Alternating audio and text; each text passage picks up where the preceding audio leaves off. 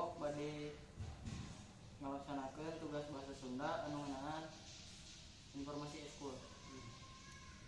Sateuacanna tiasa terang namun AA saha? Abdi Isyana Pariski. Tinggi di mana? Tinggi di mana? Di daerah ada. Kelas berapa? Kelas PPL 2. Ngiringan ekskul lah. Kalau dasar nanti ngiringan ekskul Jepang tuh. Tiasa terang ekskul itu ngebahas naon we?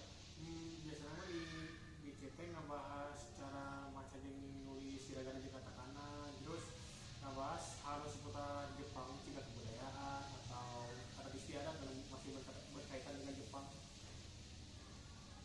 Atau seberapa lama di ekskul itu?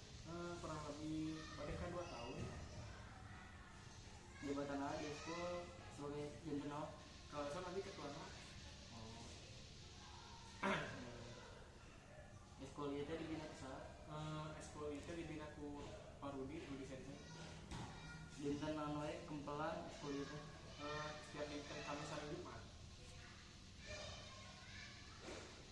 Cekap sakieu wae rutin informasi anu didudukeun ku AA. Hapunten sateuacanna atur nuhun.